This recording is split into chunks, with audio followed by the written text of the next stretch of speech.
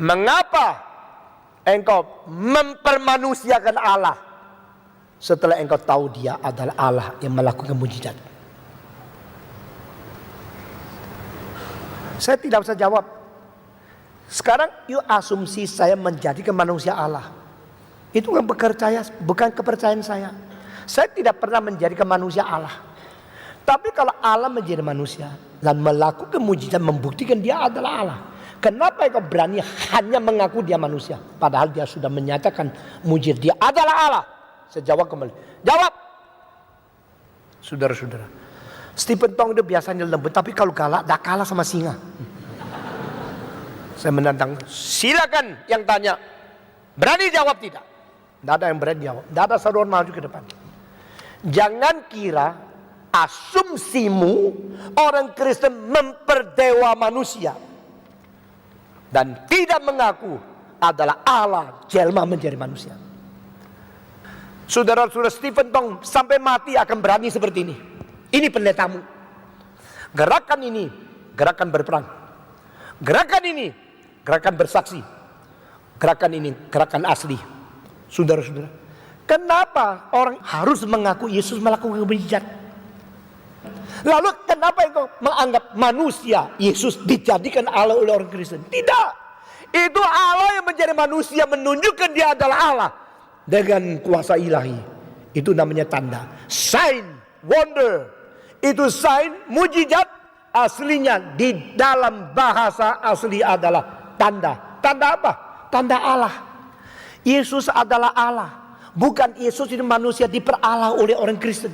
Yesus adalah Allah yang turun ke dalam dunia menjadi manusia satu-satunya, terkecuali masuk dalam proses untuk menyelamatkan orang dalam proses.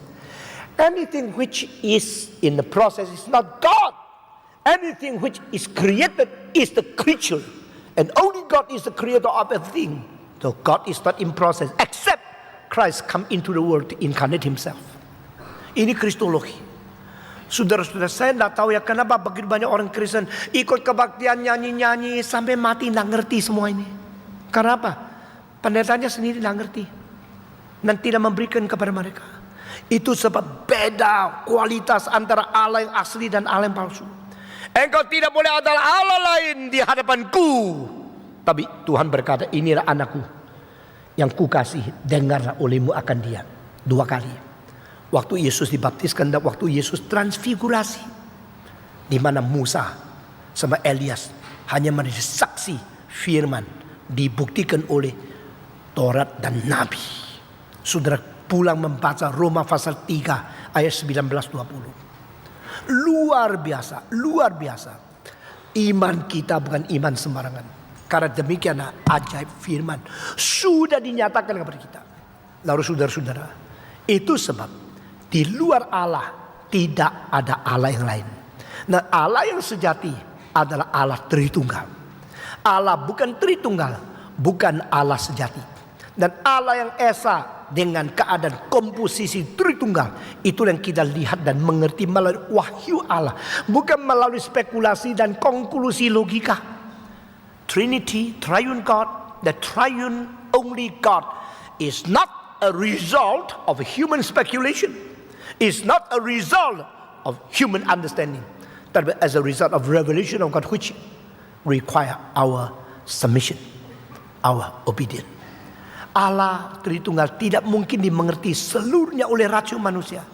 Allah Tritunggal bukan hasil spekulasi dan bukan hasil logika konklusi, tapi adalah hasil ketaatan kita kepada wahyu Allah.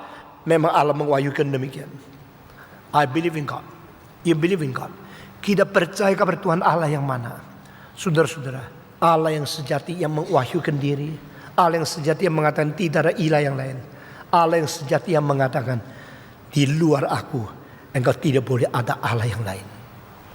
Di Taiwan 20 tahun yang lalu, mereka itu percaya kepada dewa-dewa yang dibikin dari tanah liat. Sembah-sembah, oh Allahku, Allahku, kasih saya dapat lotre. Tolong supaya saya kaya. Akhirnya tidak dapat lotre.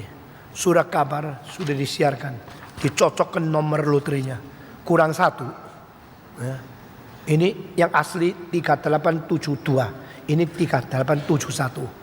Waduh, dia sekarang kecewa, nggak dapat uang, loterinya nggak jadi, mimpi kaya nggak jadi. Bagaimana dia? Marah sama Allahnya. Tadi disembah sudah, oh, Allahku, beri aku kekayaan. Sekarang dia kurang ajar lu ya. Lu udah denger tuh aku ya. Lu Allah apa ini? Ya, lu nggak terima. Itu Allahnya dibuang. Nah, mereka bikin dari terakota, pecah sama hidungnya, pecah matanya, nggak karu-karuan di situ. Dia beli lagi Allah yang lain. Allahku. Bulan depan jadikan aku kaya. Tuhan mengatakan, you should not have another God before me. Lalu saya mau tanya, saya leave blank kepada saudara, pikir sendiri, ini PR. Selain Allah yang palsu, bukan di dalam Allah Tritunggal, masih ada apa? Saudara-saudara, yang disebut idola itu banyak. Yahweh mengatakan 16 susun.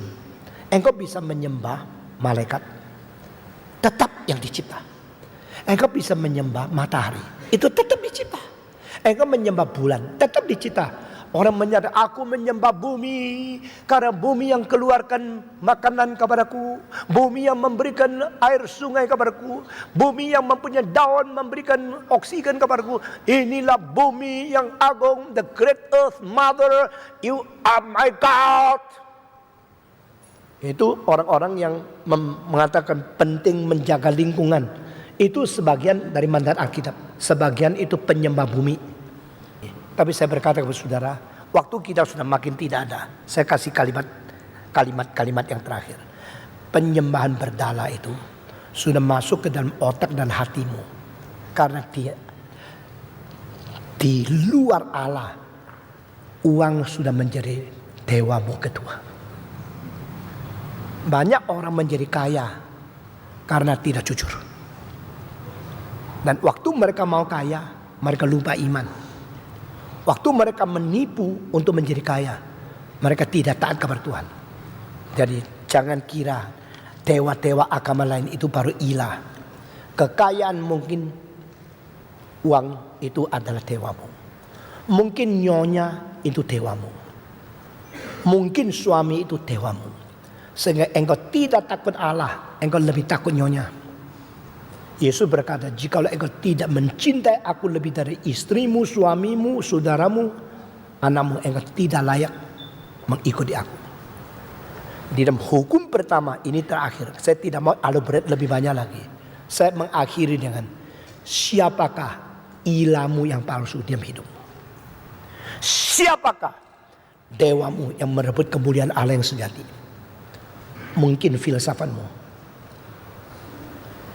mungkin politikmu, mungkin siasat-siasat ketidakjujuran di dalam hidupmu. Mari kita berdoa.